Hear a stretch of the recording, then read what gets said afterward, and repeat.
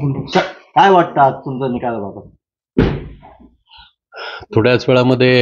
मतमोजणीची प्रक्रियेला सुरुवात होते आणि या मतदारसंघामध्ये 5-6 महिन्यापासून प्रचार करत असताना या मतदारसंघातील अनेक प्रश्न आहे. हा मतदारसंघ शेतीप्रधान मतदारसंघ आहे, आदिवासी मतदारसंघ आहे. शेतमालाच्या भावाच्या बाबतीमध्ये मग कांद्याचा प्रश्न असेल, टोमॅटो आहे, द्राक्ष आहे किंवा शेतीमालाच्या इतरही पिकांचे भाव जर बघितले तर अतिशय 10 वर्षापेक्षा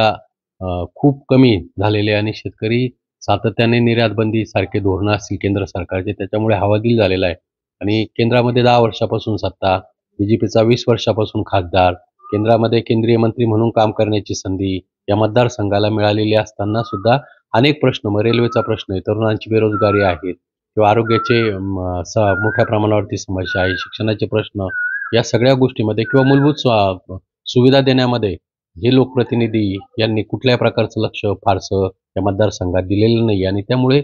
सर्वसामान्य मतदार बंधू भगिनींनी या निवडणुकीमध्ये माझ्यासारख्या सर्वसामान्य कार्यकर्त्याला जो प्रतिसाद दिलाय आणि तो प्रतिसाद मला नक्कीच विजयापर्यंत घेऊन जाईल, माझा विजय नक्की होईल याची खात्री मला या ठिकाणी आहे.